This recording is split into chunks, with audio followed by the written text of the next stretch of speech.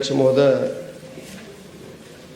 इस माननीय सदन के अंदर नियम 67 के अंतर्गत जो चर्चा हो रही है हिमाचल प्रदेश में होने वाले पंचायत चुनावों को लेकर के, उस पर बोलने के लिए आपने मुझे समय दिया है। मैं उसके लिए आपका धन्यवाद करता हूँ। अध्यक्ष महोदय, लोकतंत्र के अंदर लोकतंत्र का महत्व तभी है और संविधान का मान सम्मान भी तभी है अगर हम लोग समय के ऊपर जो चुनाव है उसको हम सब लोग एक उत्सव के रूप में मनाते हुए अगर उनको करवाते हैं। क्योंकि बहुत से लोग इस 3 टायर सिस्टम जिसके बारे में जहाँ बोला भी गया, स्वर्गीय प्रधानमंत्री राजीव गांधी जी के समय पर जो 3 टायर सिस्टम उस समय लागू किया गया, जिसके अंतर्गत पंचायतों के चुनाव, बीडीसी के चुनाव और जिला परिषद के चुनाव, या उसके साथ साथ प्रदेश के अंदर जो नगर पंचायतें हैं, नगर परिषदें हैं, जो नगर पालिकाएँ हैं, उसके चुनाव होते हैं। तो उस चुनाव की बेला को लोग 5 साल इंतज़ार करते हैं। जिन लोगों ने चुनाव लड़ना होता है, जैसे हम आप सब लोग, जो लोग विधायक नहीं बने होते हैं, जो जिनको टिकट की आस होती है, जो हार जाते हैं, वो भी सोचते हैं चुनाव आए तो अगली बार हम लोग इस लोकतांत्रिक प्रक्रिया में हिस्सा लेकर के अपने विधानसभा क्षेत्र से जो हम लोग कंट्रीब्यूट कर सकते हैं वो एमएलए बन के करें। ऐसे सैकड़ों नहीं हजारों पंचायत पंच से लेकर के जिला परिषद के सदस्य तक और नगर पालिका और नगर परिषदों के सदस्य बनने तक लोग चुनाव का इंतजार कर रहे हैं। लेकिन ऐन मौके के ऊपर प्रदेश सरकार ने एक ऐसा बहाना लेकर के हिमाचल प्रदेश के अंदर जो प्राकृतिक आपदा आई, इसमें कोई दो राय नहीं है, उसमें बहुत बड़ा नुकसान हुआ। हमारे सैकड़ों लोगों की जान चली गई, हजारों पशु बह गए। आज भी अनेकों लोगों के परिवारों के प्रियजनों की लाश तक नहीं मिली है। घर चले गए, मकान चले गए, गौशालाएं चली गई, ज़मीनें चली गई। आज भी लोग टेंट के अंदर रह रहे हैं और उन सब लोगों को जहां उनके पड़ोसियों ने, जो सामाजिक कार्यकर्ताओं ने सहयोग देकर के जीवन यापन करने का मौका दिया, वहीं पर सरकार ने भी बड़ी बड़ी घोषणाएं की। 4500 करोड़ रुपए का पैकेज देंगे, ऐसा सरकार ने कहा, और हम जल्दी सड़कों को बहाल करेंगे, ऐसा सरकार ने कहा। पानी की स्कीमों को जल्दी ठीक करेंगे, ऐसा सरकार ने कहा। बिजली की व्यवस्था को ठीक करेंगे, ऐसा सरकार ने कहा। और हम लोग बार बार बोलते रहे कि जो सारी व्यवस्थाएं नहीं हो रही हैं, सरकार इसमें फेल हो गई है, सरकार कहीं दिखाई नहीं देती है। तो हमारे सत्ता पक्ष के लोग बोलते थे कि नहीं नहीं, सरकार बहुत सतर्क है, सरकार ने सारी सड़कें खोल दी हैं, ऐसा सत्ता पक्ष के लोग बोलते थे। और आज उसी प्राकृतिक आपदा के बहाने से, या डिजास्टर एक्ट जो लागू हुआ उसके बहाने से, इस प्रदेश के अंदर सभी ऐसे जो चुनाव हैं इन 3 टायर सिस्टम के अंदर होने, उनको टालने की कोशिश की जा रही है, उनको आगे बढ़ाने की कोशिश की जा रही है। तो उसके नाते मेरा ऐसा मानना है अध्यक्ष महोदय कि हिमाचल प्रदेश के अंदर जो चुनाव टालने की कोशिश की जा रही है, जो बिल्कुल लोकतंत्र के साथ भद्दा मजाक है। और शायद सत्ता पक्ष के लोगों को भी ये ध्यान में नहीं आ रहा कि वो अपनी ही नालायकी को जहाँ पर व्याख्यान कर रहे हैं कि सड़कें नहीं खुली हैं। आप ही बोल रहे हैं, हम थोड़े बोल रहे हैं, आप ही बोल रहे हैं। और जो रेवेन्यू मिनिस्टर हैं जिन्होंने सारे डिजास्टर को ठीक करना है, वो भी बोलते हैं सड़कें बंद है, पानी की स्कीमें नहीं है। तो विक्रमादित्य जी की भी इसमें बेइज्जती है कि इनसे सड़कें नहीं खोली गई। एक नौजवान मंत्री है, तो क्या कर रहे हैं विक्रमादित्य जी?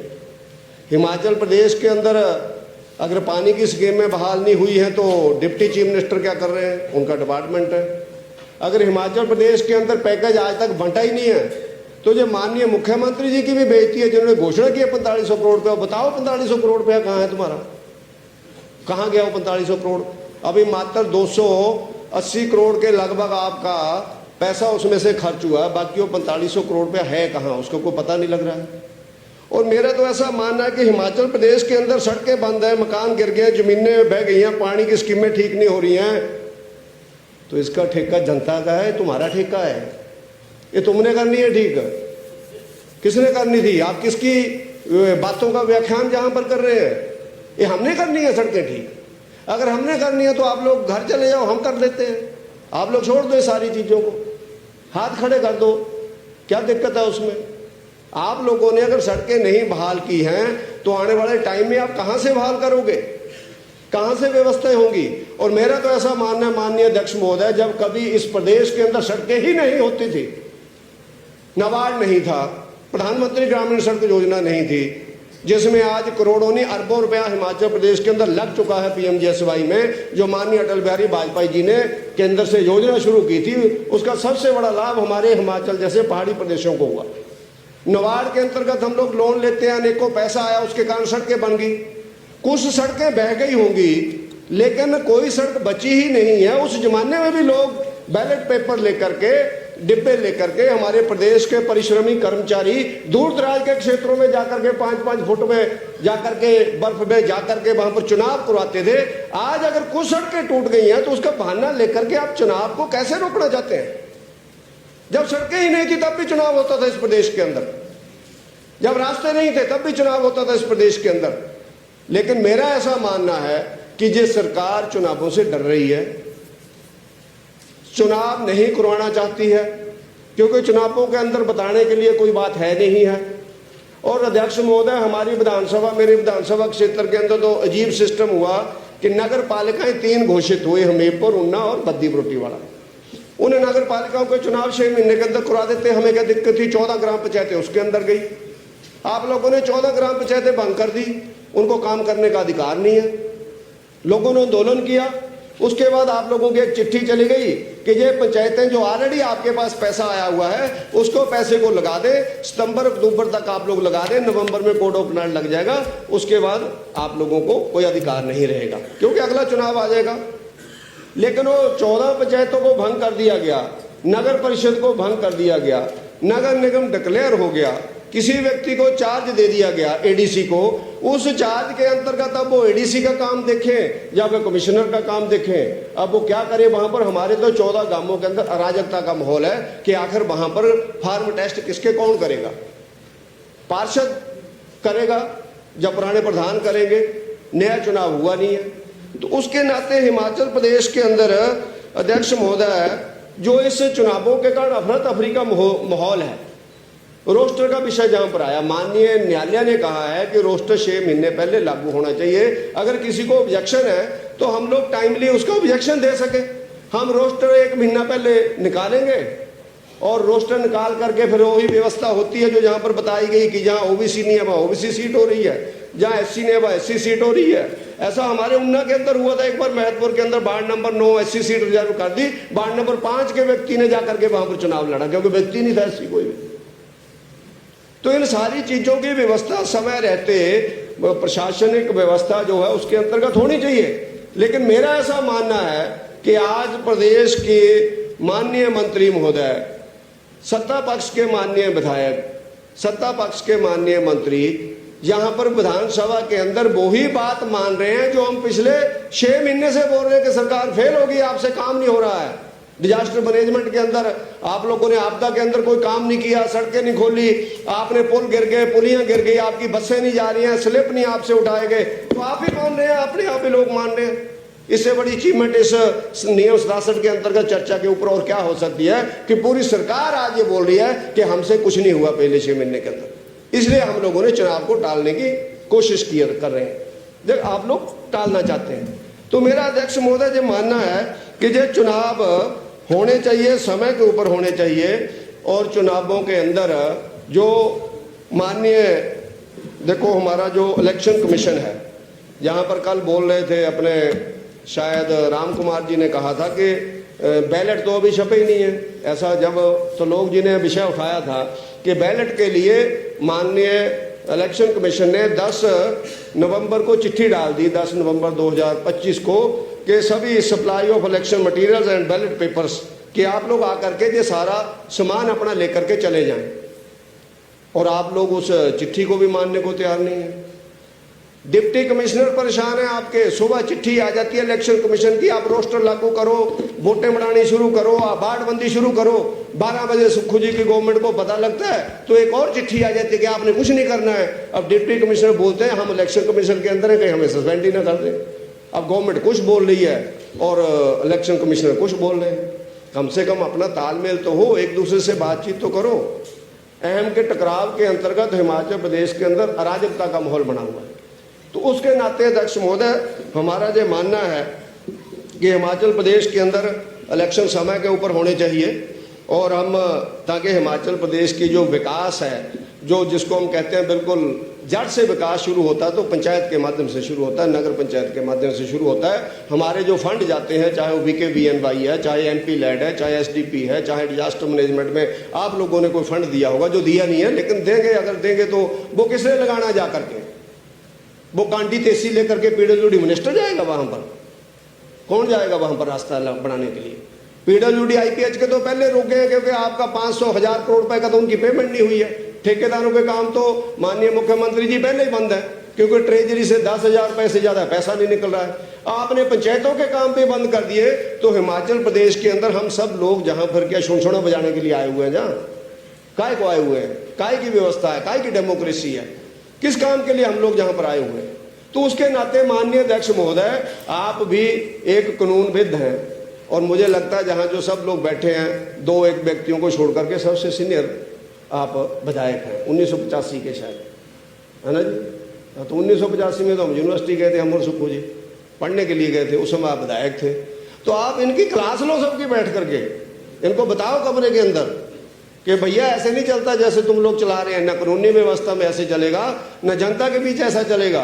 और मुझे लगता है सुखविंदर सुक्खू जी मान ही जाएंगे आपकी बात को। क्यों मान ही जाएंगे? मंत्री के लिए तो मान नहीं रहे, इस बात को तो मान ही जाएंगे। नहीं बनाना ना बनाओ, लेकिन आपको सलाह तो देनी चाहिए। एक देश के नाते सबसे सर्वोच्च पद के ऊपर आप बैठे हुए तो उसमें सलाह आपको देनी चाहिए। और हाँ, बना दो इसको, इनको फिर सॉरी इनको बना दो आप। लेकिन मेरा ऐसा मानना है अध्यक्ष महोदय कि एक अफरा तफरी का माहौल चल रहा है। हम लोग ऐसे विषय कई आए हैं, अब कई विषय कई लोगों ने, अब नेगी साहब चले गए, देखो हमारे से सीनियर हैं वो, लेकिन सीनियर का मतलब ये नहीं है वो जो मर्जी बोलते रहे। उनको पता नहीं क्या प्रॉब्लम है कि वो एकदम धर्म के ऊपर चले जाते हैं। देखो धर्म का विषय हर व्यक्ति का भावनाओं का विषय है, वो चाहे हिंदू है, मुस्लिम है, सिख है, ईसाई है। आप लोग सेकुलर है, मैं अच्छी बात मानता हूँ। सेकुलर इस विश्व के अंदर कोई भी नहीं है, कोई भी नहीं है इस विश्व के अंदर, वो बहुत लंबी चर्चा है। सेकुलर कौन है? तो कोई भी नहीं है। इसके कारण धर्म सापेक्ष हो सकता, आदमी धर्म निरपेक्ष नहीं हो सकता। ये बड़ी लंबी परिभाषा है, आपको किताब लिखनी पड़ेगी, बाबा जी किताब लिखनी पड़ेगी। तो उसके नाते जो सारी कॉमरेडों की व्यवस्था है जिसके अंदर हम चल रहे हैं, जिन्होंने बम्बड़ भूसा डाला हुआ पूरे विश्व के अंदर, सापेक्ष है लोग, निरपेक्ष कोई भी नहीं है।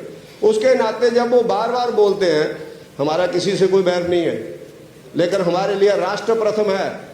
राष्ट्र के अंदर कोई व्यक्ति अगर कोई अराजकता फैलाता है, वो कोई भी व्यक्ति है, उसके नाते हम लोग बोलते हैं, हमको मुस्लिम के विरोध में नहीं बोलते हैं, न सिख के विरोध में बोलते हैं, न ईसाई के विरोध में बोलते हैं।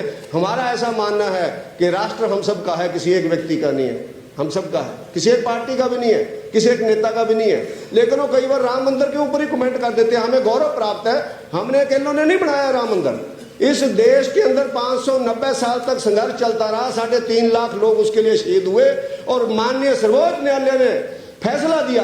उस फैसले को नरेंद्र मोदी ने दम रखते हुए इंप्लीमेंट किया। ये हमारी अचीवमेंट है, उसके नाते हम लोग उसको बोलते हैं। शायद वो फैसला पहले भी आ जाता, लेकिन कहा जाता था लोगों को कि अगर फैसला आप लोग देंगे, लोगों को पता था पुरानी गवर्नमेंट को फैसला किसकी फेवर में आएगा, क्योंकि आर्कियोलॉजिकल सर्वे ऑफ इंडिया के माध्यम से वो फैसला हुआ है। वो हमने नहीं किया है, माननीय सर्वोच्च न्यायालय ने किया, तथ्यों पर आधारित किया है, उसके नाते फैसला आया। लेकिन पुरानी गवर्नमेंट ये बोलती थी तुम फैसला देंगे तो दंगे हो जाएंगे, लेकिन जब व्यक्ति मजबूत बैठा होता है, किसी के माई के लाल की दम नहीं होता दंगा करा दे।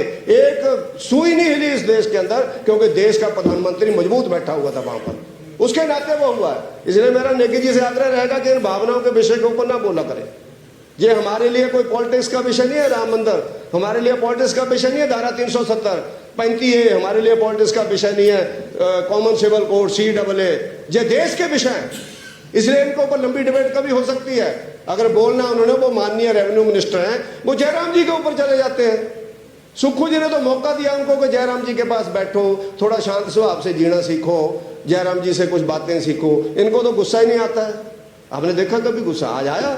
जब व्यक्तिगत, देखो जब व्यक्तिगत आदमी के ऊपर बोला जाता है, बार बार जयराम जी, बार बार जयराम जी। अब जयराम जी अपने स्वराज के बारे में नहीं बोलेंगे तो कहाँ के बारे में बोलेंगे? वो बोलेंगे क्योंकि स्वराज ने उनको एक बार नहीं, दो बार नहीं, तीन बार नहीं, चार बार नहीं, 5 बार 6 बार लगातार उनको विधायक बनाया है। और स्वराज ने भारतीय जनता पार्टी को हिमाचल प्रदेश में चीफ मिनिस्टर दिया है। इसके लिए हम वहां की जनता का हम भी धन्यवाद करते हैं। तो इसलिए मेरा माननीय नेगी साहब से आग्रह रहेगा, हम जैसे नौजवान लोग थोड़ा बोल जाएं ज्यादा, कोई दिक्कत नहीं है, पर नेगी जी तो बहुत ठंडे दिमाग के आदमी, इतनी बर्फ पड़ती है वहां पर, पता नहीं इतने गर्म कहाँ है। लगता उनका है कि ऊना में रहते हैं और हमारा लगता है हम तो कन्नौर में रहते हैं। इतनी बर्फ पड़ती है, उस बर्फ से सीखो कैसे टिके रहना है, कैसे शांत रहना है, धीरे धीरे पिघलना है। क्यों रोज भी बेचारे इकट्ठे होते रहते हैं जब वो बोलते हैं, क्योंकि साथ में बैठे हुए। तो उसके नाते मेरा अध्यक्ष महोदय जी निवेदन है कि हम अब देखो जहां पर आप लोग, मैं कई बार बोलता हो सकता है हमारे में से भी कुछ लोगों को लगे, अपने लोगों को भी लगे, आपके लोगों को भी लगे, कई परिवारों के अंदर, कई लीडर्स के अंदर, किसी होटल में अपना आदमी है, खरीद लिया तो खरीद लिया, उसमें क्या दिक्कत है? क्या इनको खरीदने का अधिकार नहीं है? इन्होंने बिजनेस किया हुआ है क्या? ठीक है, उसमें जो 24 करोड़ माफ किया, बिजली बिल माफ किया, अलग अलग चीजें हो सकती हैं, वो अलग अलग हो सकती हैं, वो अलग अलग हो सकती हैं। इसलिए मेरा कहना कि पंचायती चुनावों के ऊपर हम लोगों को फोकस करना चाहिए कि पंचायतों के चुनाव होने हैं या नहीं होने हैं, उसके ऊपर हमें फोकस करना चाहिए। हम लोग ऐसे तितलियों की तरह जहाँ लड़ी जा रहे हैं, तो उसके कारण, इसी कारण से राजनीति को लोग नफरत से देखते हैं। मैं दावे के साथ कह सकता हूँ, इस विधानसभा के अंदर बैठे हुए 68 विधायकों में से जितने परसेंट में ज्यादा ईमानदार होंगे, इतना ईमानदार समाज के अंदर नहीं है लोग। मैं दावे के साथ कह सकता हूँ, 2 4 10 लोग होंगे गड़बड़, मैं दावे के साथ कह सकता हूँ। जितना सिद्धांतक हम आप लोग जीते हैं, जितना सिद्धांतक हम आप लोगों के लिए मरते हैं, सुबह से शाम तक, रात तक, लोग संडे को फोन नहीं सुनते हैं, जो जिनको 2-2 लाख तनख्वाह मिलती है। लोग रात को फोन बंद कर लेते हैं, हम लोग रात को भी 12 बजे लोगों का जवाब देते हैं। जिस दिन ऊना के अंदर मर्डर केस हुआ रियादा होटल के अंदर, उस दिन 12:15 बजे मैंने फोन सुना। मैंने सोचा पता नहीं घर से फोन आ गया, मैं एकदम डर गया, पता नहीं क्या हो गया। उसके बाद फिर किसी आदमी का 2:30 बजे आया, मैं कहा यार पता लग गया। फिर 4:15 बजे आया, मैं कहा अब तो सोने नहीं देंगे जी, बंद ही कर देते हैं। 4:15 बजे मैंने बंद किया। क्या कोई इस प्रदेश का बड़े से बड़ा ऑफिसर ऐसे रात को फोन सुनता है? कोई बात करता है कोई? लेकिन हम आप सब लोग हैं जो इन सब बातों को लोगों के साथ कंसर्न में जुड़े हुए हैं, लोगों के लिए भाग दौड़ करते हैं। आधी से ज्यादा तनख्वाहें तो हमारी आपकी सदन के अंदर चली जाती हैं। जब हमारी तनख्वाह बढ़ती है, माननीयों के बड़े पैसे, बड़े है नहीं, सुक्खू जी ने 7 महीने हमें गाड़ियां बढ़वाई, मार्च महीने में पास हो गया और दिसंबर महीने तक तनख्वाह नहीं बढ़ी, अभी भी नहीं बढ़ी है, अभी भी नहीं बढ़ी अध्यक्ष महोदय, आपकी भी नहीं बढ़ी है। तनख्वाह तो क्या बढ़नी थी, विधायक निधि भी नहीं मिल रही है। आप कल्पना करो। तो उसके नाते कंक्लूड प्लीज, कंक्लूड। माननीय मुख्यमंत्री जी ने काम करना है, आप लोगों ने काम करना है। अगर आप लोग वास्तव में डिजास्टर को मानते हैं तो मंडी में आप लोग जश्न मनाने क्यों जा रहे हैं? जहां सारे के सारे लोग कंस्टिट्यूंसी के अंदर घूमो, जेसीबी पोकलैंड लेकर के जेईओ एसडीओ एक्सीएनओ की गांवों के अंदर छोड़ियां बना दो, उनको कहो काम करो, 2 महीने के अंदर इसको सारा करके पास से करो। आप लोगों ने क्या जश्न मनाना? जश्न से कुछ नहीं मिलेगा, जश्न से टशन नहीं होता है, कुछ नहीं होता उससे। ऐसे ही सुक्का टशन है, जैसे बस स्टैंड पे मारते हैं कई लोग, कुछ नहीं मिलता उससे। तो ऐसा इस जश्न से कुछ नहीं मिलने वाला है। ग्राउंड में काम करो, मेहनत करो, ताकि कुछ ना कुछ हमारे सामने भी अगली बार जहां बोलने वाले हो, कि ऐसा ना हो कि हम लोग मायूस होकर अकेले ही बोलते रहे, ऐसा ना हो कि हम अकेले ही रह जाए अगली बार। तो इसलिए मेरा आपसे आग्रह रहेगा, सुखविंदर जी आप चुनाव करवाओ, कोई भी जीत के आ गए, कौन सा सिंबल के ऊपर तो चुनाव है नहीं है, सिंबल के ऊपर तो है नहीं है। तो जो भी आएगा वो जीत करके लोकतांत्रिक व्यवस्था के अंदर कोई भी भाई बहन जीत करके, कंक्लूड प्लीज, वो हमारा होगा या तुम्हारा होगा। इसलिए मेरा आपसे निवेदन है कि आप लोग अपनी विफलताओं के मत्थे इस चुनाव की बड़ी मत दो, ऐसा निवेदन करते हुए मैं आप सबका धन्यवाद।